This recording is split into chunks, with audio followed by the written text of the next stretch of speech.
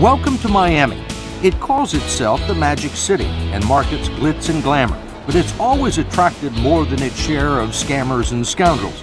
From the cocaine cowboys to the present day, we're out here operating practically the same. Knee deep in the mierda, thicker than cement. Fourth world infrastructure by third world government. Todos son criminales, sabes y tu corazón. Don't you remember? We built this city. We built this city on fraud and coke. We built this city. We built this city on fraud and coke. Built this city. We built this city on fraud and coke. We've got the very best and the brightest running the city of Miami. Paltry voter turnout every single time. That's not the line we're talking about when we're doing lines. We just wanna dance here in blissful ignorance while they rack up their legal fees at taxpayer expense. Todos son criminales, sabes y tu corazón. Don't you remember? We built this city. We built this city on fraud and coke. We built this city. We built this city on fraud and coke. Built this city. We built this city on fraud and coke. This is the definition of a third world banana republic. And the Miami of today is the America of tomorrow. But before the Miami of today can be the America of tomorrow, the Miami of today has got to be the Florida of tomorrow. And breaking news this week, Roy, your boy Javier Ortiz. Not my boy. Do not put that curse on me. And I am yelling with purpose. Miami police Not my boy. Miami police captain Javier Ortiz, not Roy's boy, Not my boy. has been labeled, quote, Miami's most corrupt cop, end quote. He has over 50 citizen complaints, 20 use of force incidents, 3 suspensions, a termination, a reinstatement. He's cost taxpayers over $600,000 in brutality lawsuit settlements. That's not to mention the legal fees.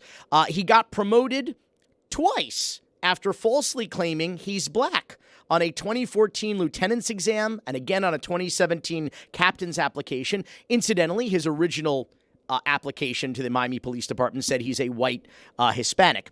And a joint FBI and FDLE, that's the Florida Department of Law Enforcement investigation, found that Ortiz, quote, engaged in a pattern of abuse and bias against minorities, particularly African Americans, end quote. He just... Low black on black crime, huh? Ortiz, not your boy, Not my boy. just joined Ron DeSantis' paramilitary force known as the Florida State Guard. What? Oh, that's BS. No, totally BS. That's right. The headline is, an infamous Miami cop joins Ron DeSantis' paramilitary force. You'll remember that Ron DeSantis, a few years back, I don't know what the term would be, I guess reinstated this Florida State Guard to ostensibly assist in disaster relief, hurricanes, stuff like that, only for its recruits and even its leadership. They went through 3 leaders in about 8 months. They kept leaving, going, this is not what we signed up for. This is a militia. This is we're being trained to assist law enforcement. They've since been dispatched to the Texas border to do what? I'm not entirely sure, but I know someone who might be sure, and that is national political reporter for thebulwark.com, Marc Caputo, who back when he was at Politico, wrote the seminal article on Javier Ortiz. I think the headline was like the bad cop who runs Miami or something like that. And he was right, because Javier Ortiz was also the longtime president of the FOP, the Fraternal Order of Police, the police union that basically ran the police department, because they were negotiating the collective bargaining agreement, the contract for the police department. So this guy literally built in to that contract his own trapdoors that he could escape through every time he got into trouble. And it was really miraculous. And Mark, what was your reaction to the news this week that your boy, not Roy's boy, but your boy. Not my boy. Your boy Ortiz joined, I mean, I don't even know what you'd call this band of Keystone Cops that Ron DeSantis has going. But what was your reaction? Of course he did, right? It's so goddamn weird that the thing about Javier Ortiz is if there's a nuclear blast, there's going to be cockroaches, scorpions, and Javier Ortiz that survive. What really surprised me when I wrote that piece in Politico, I guess it would have been in 2022, was just his survivability. Yeah. I had, and the other day, a few months ago, I come across the Javier Ortiz files I had assembled. And it was, it was like 5 Bibles worth of just material. And it's not just that Javier Ortiz had mastered the art of the collective bargaining agreement when he was the FOP union boss here, is that he also knew the law. And broadly speaking and statewide speaking, what the police unions have done is something that no other union has done, which is just built in a myriad of special protections in state law that are called LEOBORs, Law Enforcement Officers Bill of Rights. That's what it stands for. And it essentially gives them a protection and a series of protections that no other worker in any other profession has. Now, they argue, well, look, we put our lives on the line. We have to pull our guns at a certain point. We've just got to shoot these motorists. Who knows? And I'm being partly facetious. So they have these protections that are built in, but ultimately what I found in my reporting is the amount of protections that they have in law allows a guy like Javier Ortiz to operate as this petty tyrant with a badge and a gun.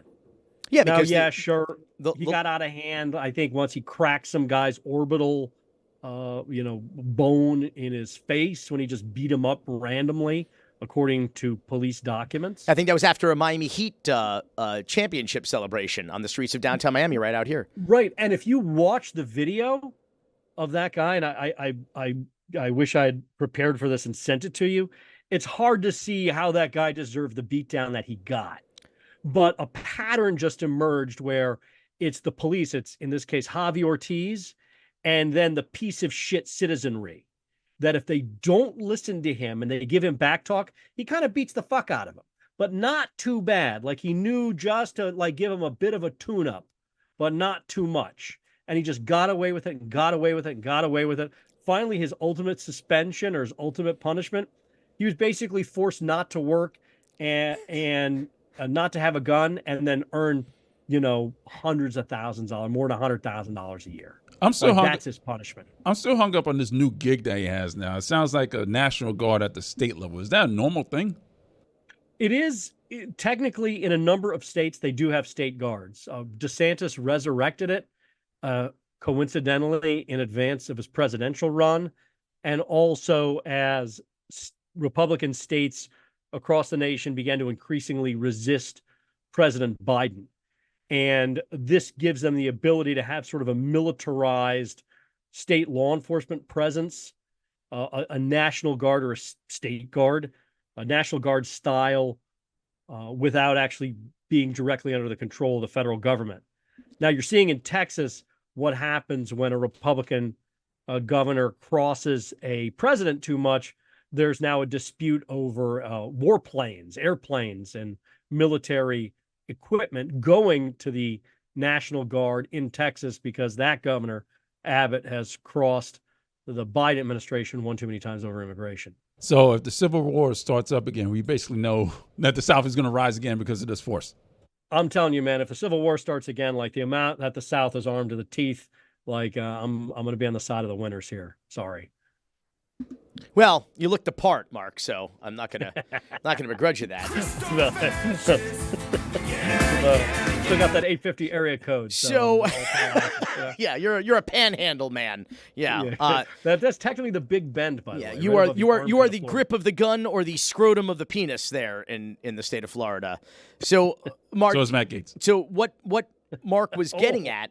Gracias, Matt Gaetz. What Mark was getting at there is that they thought the third time was going to be the charm for Javier Ortiz's third suspension. He was ultimately terminated in September of 2022 for cause. But here's the thing about this guy. The guy wrote the contract. He wrote, and that's the thing. You come for the king, you better make it a kill shot, because if you don't, he will rise again. And sure as shit.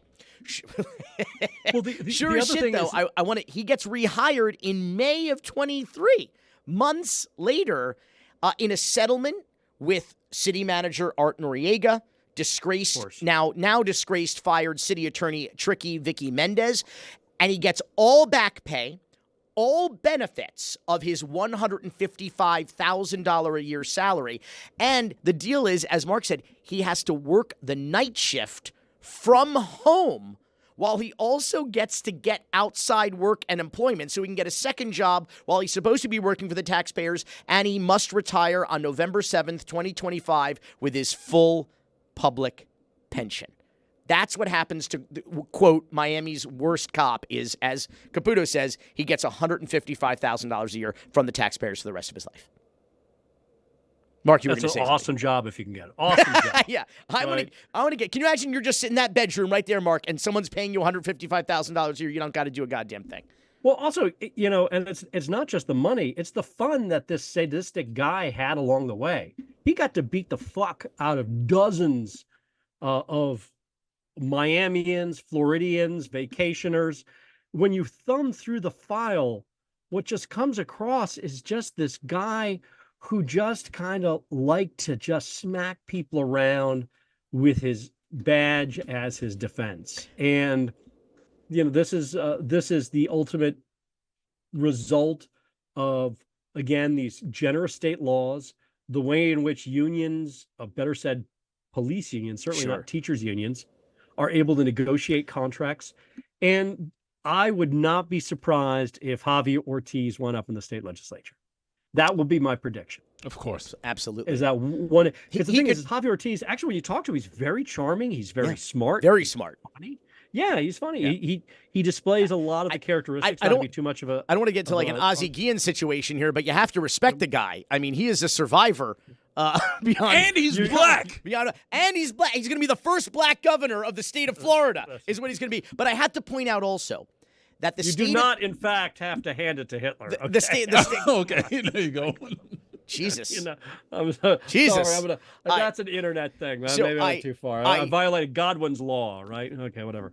Nazis are his base. I do want to point out, though, that Miami-Dade County State Attorney for the last 31 years, Catherine Fernandez-Rundle, who has never charged a law enforcement officer with an on-duty killing during her entire time in office, she has had ample opportunities over the last 2+ decades of Javier Ortiz's career, where he has been caught quite literally red-handed on video, committing alleged battery, certainly violating people's constitutional rights, it's certainly committing perjury or lying on police reports to cover up that brutality, and she has never taken the opportunity to take him off the street. Internal Affairs at Miami Police Department would slow walk the investigations so that consistent with the contract, if they took a certain amount of time, a certain 100 and some odd days. That's not the contract. That's state law. Well, that is the LEOBOR, right? They expired. The LEOBOR, so this Law Enforcement Bill of Rights, by the way, has somehow inexplicably usurped the United States Constitution.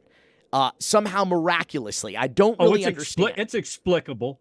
Let's remember one of my favorite quotes from Mao Zedong, which is that all political power comes from the barrel of a gun, and there is one and only one public office that enables you, allows you, and in some cases encourages you to use deadly force and to shoot your fellow man, your fellow citizen, and that is a police officer. And they have managed over time to make the laws as such where unless they are just extremely, extremely, extremely egregious, and Ortiz wasn't extremely, extremely, extremely egregious, just egregious or maybe extremely egregious, they can get away with it. And he's a perfect example. He was the test case for it. I've got to tell you, I've looked over the Constitution, the Bill of Rights quite a bit, and nowhere in that document does the word police ever appear. You know, it does press. In fact, it appears in the very first amendment of the Bill of Rights. That is the only profession really outside of that is protected in any way other than defining the jobs of the government itself. The word police never appears. But they do arrest the press at protests. Right. And they apparently have more rights than the only profession that is mentioned in the Constitution of the United States. That said, boy, we just mentioned all the worst people today. I mean, Hitler, Mao Zedong, Javier Ortiz, Ozzie Guillen, just absolute rogues gallery today. Well, at least on the Ozzie show. Guillen's a world champion. Go to thebulwark.com, find Marc Caputo. Marc, thanks so much for coming back. Thanks. That's it. I'm like already being kicked out. I was just because we started so fucking late. We're like we're two guests behind already, dude. Fuck you guys. Yeah, have a good time on your cruise. You look like you're in the cabin of some sailboat down there. Jesus Christ. By the way, why don't you put one of TD's good books in front of the bookshelf there, okay? Instead of his lesser work. But it's that's not a great book. It's not seminal, but we'll argue later. Okay, very good. Thanks, Marc. See you, Marc. Here is this documentation of this company and Rishi Kapoor thanking you for your help on something. What did you help them on? And helping a constituent is what you're supposed to do, but the payment for that help as an elected official, is what's problematic to constituents. So what is he thanking you for? Of course, that would be problematic. And I have absolutely, by the way, I'm not upset at all at the Miami Herald for writing an article based on. I'm not talking about the Herald at all. In fact, the Herald is the one who. I'm not upset at any media outlet for talking about it. I'm here to talk about it with you. I'm not upset at anyone for wanting to talk about it. I think it's absolutely in bounds. So what were they thanking you for? I have no idea what he was thanking me for. If you put garbage in, you're going to get garbage out. That was back when Miami Mayor Francis Suarez was willing to talk to the press about his litany of side hustles, outside gigs, conflicts of interest, getting paid $10,000 a month on a retainer from a local developer who was lobbying City Hall and for whom the mayor's office helped overcome a very serious zoning issue that was going to cost him millions of dollars and months in delays. And now Francis Suarez is literally, running away from the press whenever he can, like a fugitive wanted. How can I help? And joining us once again, Because Miami, is Sarah Blaskey, award-winning journalist for the Miami Herald, on their investigative team, who has been chasing Francis Suarez as he runs away from the media at events like the State of the City. Earlier this year, we saw that video on an earlier episode of Because Miami in 2024. But the latest news this week, headline: Miami mayor subpoenaed to testify in SEC's case against developer who paid him. So Rishi Kapoor, this guy who had deals all over town, his shady dealings have been connected to no less than 3 mayors. Suarez, Ponce Postalita in Miami. We have the mayor of Hialeah, Esteban Steve Bovo, and the mayor, of course, of Coral Gables. I'm now looking for I'm back. I'm from a hiatus, so I'm a little rusty. But the mayor of Coral Gables, Vince Lago. Billy Corben. And so that was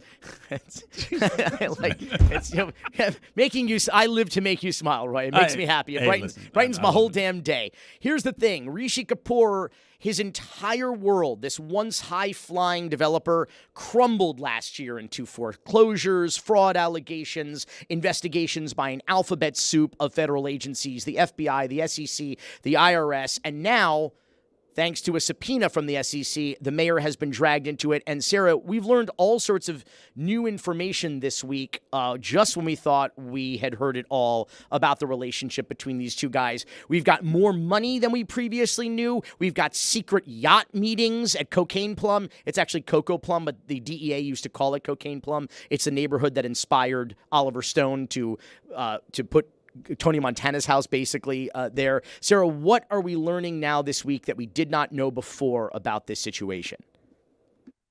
Sure. So I think it's important to start with last year one of the first things that the mayor told us was that he was not going to provide his contract with Rishi Kapoor. The news came out, he was working for this developer who was seeking permits in the city of Miami. But he said, no, I am not going to provide the documentation that would reveal what my job was, when it started, how much I was paid, how much I'm paid. Instead, I'm going to ask the residents of Miami, the taxpayers of Miami, to trust that there's no conflict of interest and trust that if there were, he would disclose it. Mr. Mayor, you're brilliant. You were super smart. So now, you know, as the SEC has been investigating Rishi Kapoor primarily, he's sort of like the first part of the first wave of this federal investigation will be into Rishi Kapoor and his companies. We are learning more about what's in that contract. Of course, investigators have seen the contract.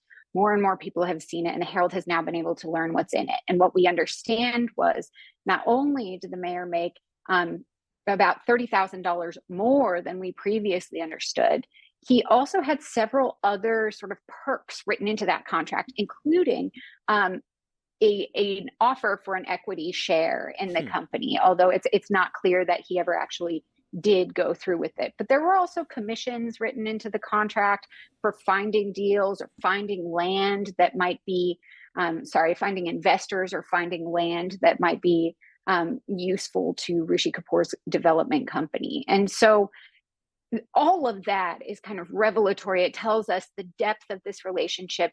But the thing that I think will be most important, especially to those investigators at the FBI, the local ethics commission, the state attorney's office, who are really focused on whether Mayor Suarez misused his public office for his private gain. The part that they're going to be most interested in is the date of this contract. Mayor Suarez started working for Rishi Kapoor in July of 2021. And this is important because at that same time, the mayor had been engaged for about a year at that point through his mayoral office in various meetings with the developer trying to change some city laws. And so there was actually an overlap between the work he did as mayor for this developer and when he started receiving payments. And so I think that Rishi Kapoor was not necessarily successful in what he had been lobbying for at City Hall at that point, if I'm not mistaken, despite the fact that it appears as though he did have allies in the city who were helping him draft and share this possible legislation that would be beneficial to his private business. But once the mayor was on the payroll, and again, the mayor would have us believe this is purely coincidental and he didn't actually know what was going on with his own private client who was paying him $10,000 a month, what his dealings were with the city. But after that time period, he did suddenly start getting relief from the city, did he not? Yeah, so what he first wanted was a change in the code that was written about co-living spaces or micro units, basically these tiny little apartments that have some shared living, maybe like a kitchen or something with other little apartments. It's supposed to be a solution to the affordability crisis that Miami is facing. That's how he was pitching it, but it's not really something that the code accounts for. And so originally what Rishi Kapoor wanted and what he approached the mayor's office to help him with was to pitch, some new code language that would basically make some rules and parameters that he could work within. Of course, rules that he wanted, into the Miami code. And so there are actually documents showing Rishi Kapoor's brother actually writing in a document and submitting that language to the mayor's office and back and forth with mayors helping set up meetings with other commissioners. But ultimately, you're right. This ordinance did not pass this year. It was deferred numerous times in 2021. Although it never really died, it continued to be resurfaced. And eventually they did pass an ordinance that looked very similar to this one, but not for years afterward. But then in the meantime, as this kind of stalled out, right, that's when Rishi Kapoor decides, never mind, I'm going to apply for a building permit anyway to start developing one of these units in Coconut Grove. And almost immediately, he hits a roadblock. His design does not comply with certain zoning regulations there. And he doesn't want to redesign the building because, one, that's costly, and two, then you lose square footage based on this particular zoning thing, which was a step back requirement for that particular area of the Grove. And so he's looking for options. And internally, company minutes show Rishi Kapoor was planning to, and allegedly did, according to these documents that were provided to company shareholders, allegedly did go to the mayor to help him overcome that zoning hurdle. Now, the mayor denies this. He denies that any meetings ever happened at that point. He denies knowing anything about the city's involvement with Kapoor's company at that point. But then in October, when this zoning hurdle has it's reached a point of impediment, there's pretty much no moving forward. Looks like it's going to be extremely expensive to redesign the building. Then Rishi Kapoor calls someone in the mayor's office. He calls the mayor's director of constituent affairs and says, "Can you help me push this through?" And then he does. And that aide in the mayor's office calls the zoning director and says, "Hey, can you work with these guys?" Within a month, the problem is cleared up. There are people that would deny that there was any real pressure. The zoning director has said it wasn't because he felt pressure, but that he saw the logic of the argument that was made through the mayor's office, that he changed his mind about this zoning. But ultimately, the permit was given. And then, of course, there is the photo of Mayor Suarez standing next to Rishi Kapoor at the ceremonial groundbreaking for this development in January of 2023. To be clear, Miami zoning director Daniel Goldberg was against this. He did a total about face. He did a 180 on this in order to, following the intervention of the mayor's office, grant this waiver to a developer who was paying the mayor at the time $10,000 a month secretly, while the mayor was apparently, by all accounts, lobbying on behalf, or at least people within the mayor's office were lobbying on behalf of this very lucrative waiver for this development. Daniel Goldberg, I should add, is a co-defendant, Roy, on the most recent federal lawsuit from the owners, the Little Havana business owners that we know that won a $63.5 million corruption judgment against Joe Carollo last year. You remember, Joe.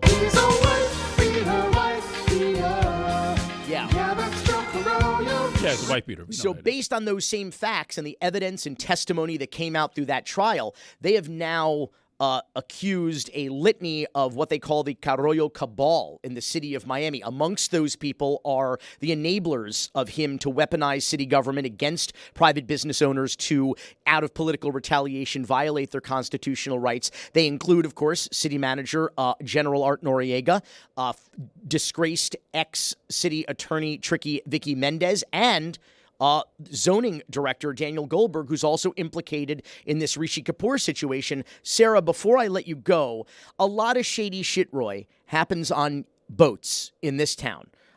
There's always, and that's kind of a staple of like organized crime movies too. There's like always a mob boss on a boat trying to like evade police surveillance, and there's always like those long lens surveillance photos, of secret meetings. But this story contains, your story this week, Sarah, contains a secret yacht meeting, the timing of which, as you pointed out earlier, is kind of compelling in the world of these investigations. Can you tell us about that?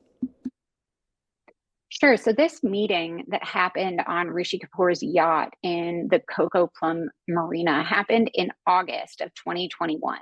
And this is important because the meeting wasn't a private meeting between two businessmen. This was a meeting that was set up through the mayor's office. So a meeting between Mayor Suarez and Rishi Kapoor on a boat in Coco Plum Marina in the evening, after, again, a year of trying to write new code ordinances for the city. And we don't know what they discussed, but what we do know, because of the timing of the contract, was that Mayor Suarez at that point on the side had already received $20,000 of payments from Rishi Kapoor in his private capacity. Well, it appears he was still meeting in his public capacity with with his own, private boss on a boat in Coco Plum Marina. And, the one thing I would say, pushing back against your description, is that in Mayor Suarez's case, he also did bring several police officers with him. They were part of his sergeant at arms detail, follows him everywhere. He initially had invited 4 of them onto this boat, records show, although it doesn't sound like all of them attended for whatever reason. It's just unbelievable. You never know which hat this guy's wearing, Roy. Is he the mayor? Is he a lawyer? Is he the consultant for this developer? Is he the private equity guy? Is he the crypto guy? It's just like, it's impossible to know.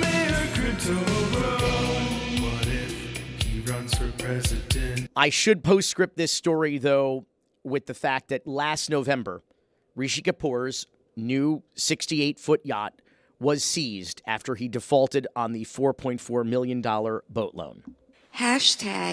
#because Miami. Sarah Blaskey, find her outstanding work at themiamiherald.com. Today, the most restrictive abortion ban our state has ever seen went into effect. Florida's 6-week abortion ban taking effect overnight, becoming official at the stroke of midnight. The state now joining several others in the South that either prohibit abortions, as seen in dark red, or only allow it in the first few weeks of pregnancy, before many women even know they're pregnant. The near total ban on abortions now forcing doctors to redirect their patients to other states where the procedure is still legal, many of which are thousands of miles away. Officials with Planned Parenthood are now encouraging voters to support Florida's Right to an Abortion Initiative, or Amendment 4, which will be on the ballot this coming November. Let me be clear, since here in the state of Florida, our education system is in the toilet, and we also have, I think we rank 50th in the country for teacher pay. What these numbers mean: 6 weeks is 0. 6 is 0. It is not a 6-week abortion ban. It is an abortion ban. Full stop. Most women don't know. At 8 weeks, some women don't know that they're pregnant, or find out that they're pregnant. Outside, of course, Roy, this is a total abortion ban outside of the handful of exceptions that our benevolent government has decided that we, the unwashed masses, are capable of determining. Women also only had 2 scans over the course of their pregnancy to identify any problems with the fetus or with, the health of the pregnancy at about between 11 and 14 weeks, between 18 and 21 weeks. So this government-mandated, science-denying medieval torture makes it impossible for women, along with their doctors, their families, their own clergy, to make decisions about their well-being and their family planning. We have talked about this on the show repeatedly. We have had women like Anya Cook and Deborah Dorbert who have been victims of this big government tyranny. And joining us now is Alexandra Mandado, the president and CEO of Planned Parenthood of South, East, and North Florida. Find her at FloridiansProtectingFreedom.com. Alexandra, we know how dangerous the 15-week abortion ban was for Floridians. What are the immediate concerns and implications for the health of Floridians under this, what I'm going to just say is an outright abortion ban? I couldn't agree with you more. I mean, it is an outright ban, and the impact is devastating. It's cruel. It's unimaginable that politicians are making decisions about how and when we want to be a parent, and if we want to be a parent. And so the impact, what we're seeing is women, and let's be clear, women, when they first miss their period, they're already 4 weeks pregnant. So here in Florida, we have a 24-hour waiting period. And what that means is a woman has to go in, they do a pregnancy test, the doctor comes back and says, yes, you're pregnant. And because women, can't make decisions for themselves, and that's the other implication, right? Where there is a waiting period, they have to go back home and think about it and come back the next day to have their abortion care. And so the implication is devastating. We're talking about 84,000 women who had abortions in Florida last year now have nowhere else to go. And also, to be clear, there is no way that the national fabric of abortion care can can absorb 84,000 patients. Right. So it's absolutely devastating. And in the Southeast, there are restrictions, if not outright bans on abortion, almost covering this corner of the country. So where is the closest state that women can go for health care? The closest state that they could get an abortion is North Carolina. They have a 12-week ban and a 72-hour waiting period. And then next is Virginia. And but even if we had airplanes and money to cover the expenses for those 84,000 women, they can't just all go to North Carolina, right? No. Like logistically, just in terms of the infrastructure that you were talking about, right? Exactly. There is not the entire United States will not be able to absorb 84,000 women. But let's talk about these numbers for a second, because these are 84,000 women who either are experiencing their own health issues, they cannot either babies are going to be stillborn, or they're not going to be able to develop to full maturity over 9 months, putting both them at risk, maybe the mother at risk. Some of these future potential children would be infirm, sick, unhealthy, disabled, might require care for their entire lives. Many of these children may just be unwanted. My question is, Alexandra, what are the societal implications of these 84,000 women being forced by their government to give birth? You have the health. We talked about some of the health implications for the women, but who is going to care for these children? Or is that when society doesn't care anymore? Is that when, that would be big government. If we provide health care or social services or education or food, clothing, shelter, medical assistance for these children, that would be big government. That would be socialism. What are the implications if 84,000 women in Florida are forced to try at least to give birth this year? Yep. So this is what we often ask the opposition, because they say, we'll help you with your baby and we'll make sure that they get the diapers and whatever they need for the first year. So what we're seeing now is there is a Haven state law where had been in existence for many years in the United States.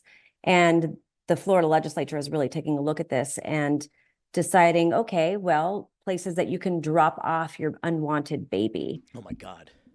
At a fire department, at a hospital, and setting more of those up for these women. And then what, though? And then what? What happens to these children? I just don't understand. Like it's so. I have so many questions for you, but I want to ask about. There was a lawsuit. Rabbi Silver, who was a guest on this program some time ago, who just passed. This has nothing to do with religious. This is so antithetical to so many ideological linchpins of conservatism, of libertarianism. That's the thing, too, is like how to get men to give a shit about this, because this is about big government. This is about infringing upon some of the most basic rights that we have as human beings. And also, in the case of my people, Roy, religious freedom as well. This infringes upon my fundamental beliefs as a Jew. So what is the status of that litigation that Barry Silver was a plaintiff in, fighting this on First Amendment grounds? Where are we? Unfortunately, in the state of Florida, because of the Florida Supreme Court being so incredibly conservative, there is no pathway. We have spoken to dozens of attorneys who have specialized in constitutional law, and there is no path to success, unfortunately. I thought religious freedom. I thought we were allowed to practice our religion unimpeded in this country, particularly in the state. Or is it just... It's just Christians. This is so frustrating. All right, you're angry. So I've been angry about this for quite some time, and we have women on this program who are victims of these policies of rich older white men who form abortion policy crudely, cruelly, and ignorantly, treating it as nothing more than some last resort birth control by naughty, sinful, promiscuous girls. Okay, but it's all patriarchal. It's all Christian nationalism. It's misogynistic at its core. So there's my question, though. Amendment 4 on the ballot, November 4th. I've spoken and heard some of the petition gatherers who so bravely went out into this state to get signatures, to get this amendment on the ballot, who found men to be indifferent when they're standing outside of, parks or farmers markets or supermarkets, and men, women were engaged, but men weren't. How do we get men to understand how fundamental this is and how important this is? So we actually have been seeing more engagement with men, especially the younger men, supporting either their sisters, their girlfriends, their partners, and really being able to galvanize this group, as well as we talk about like college campuses and young men there. I believe we need to give them more credit. I think once they really understand that this is a slippery slope. So yes, this immediately impacts women, but this impacts your entire family. This impacts the ability, what's next? Birth control. We're already seeing birth control being taken away. Even in the state of Florida, there is the conscious, let me make sure that I'm getting this right, the conscious clause, which allows pharmacists and medical practitioners to decide on their own ideology if you should have an abortion, if I can give you your prescribed birth control. So that's where, when we talk about these issues with men specifically, you do see the outrage. When you talk about politicians making decisions about our personal medical decisions, that is what really motivates folks in general, but men as well. Everyone with one of these "Don't Tread on Me" Florida license plates, or "Don't Tread on Me" stickers or shirts, or flags. What could be more fundamental? This is about healthcare. This is about human rights. This is about big government and bodily autonomy. And also you have to remember, Roy, that these are not the exceptions under Florida law. These aren't necessarily being made by women and doctors. These are going to be made by lawyers, because doctors are going to go, this is a third-degree felony for me. I don't want to risk my license, my liberty, fines, up to 5 years in prison. We got to kick this up to the lawyers at the clinic or at the hospital. You have a bunch of lawyers. Remember all those death panels they were worried about, the Republicans with Obamacare? These are the death panels. The state of Florida is going to need people 24 hours a day at the state, so doctors and lawyers at hospitals can call up and say, hey, death panel, can we save this woman's life, or do we have to let her bleed to death in an ER waiting room? Alexandra, before I let you go, I'm just so, how do we combat the lies when you have the former president of the United States going on television saying that Democrats want abortions up to and even beyond 9 months? They support the execution of babies. What do you say to this kind of buffoonery? There's so much to say about it, and I'm trying to remain Good luck. So first of all, what we tell folks is that is ludicrous. There is no woman. That is insulting. Again, it's misogynistic that women would actually wake up one morning in their 9th month and be like, you know what? I don't want to be pregnant anymore. So let's talk about viability. That's the important piece that people don't understand. And again, let's be clear that the opposition is using these as scare tactics. And it's not Democrats, it's not Republicans. This is this is a bipartisan issue. This is an issue about policy and about a basic human right. And so viability is from 20, you can Google it and ask your medical doctor. From 22 to 24 weeks, a fetus can be born and live outside of the womb and have a 50% chance of survival. That's what viability is. So to say that women are going to abort, that even after, having a baby at 9 months, that's labor, that's a live birth. After, they say, oh, well, they can kill it afterwards. That's murder. It's scare tactics, and it's ridiculous. Yeah. It's mind-boggling, but it's a lie being perpetuated over and over and over again by some pretty influential and powerful people. And let me be clear, it is bullshit. Alexandra Mandado, before you go, there's an event, Yes on 4, Super Saturday, coming up on May 18th. What is it? How can we find out more about it? So you can go onto the website of FloridiansProtectingFreedom.com or also look up Yes on 4. And this is an opportunity. We'll have it every Saturday. The Floridians Protecting Freedom will have every single Saturday to volunteer. You'll get trained on how to talk about what we're having, this conversation exactly, how to get the vote out, and a variety of other things to really just mobilize and galvanize people, to educate them about why it's so incredibly important to understand what this is about. And in addition to understanding the laws around voting and when that's going to happen. Alexandra Mandado, FloridiansProtectingFreedom.com. Thanks so much for being here. Thank you so much.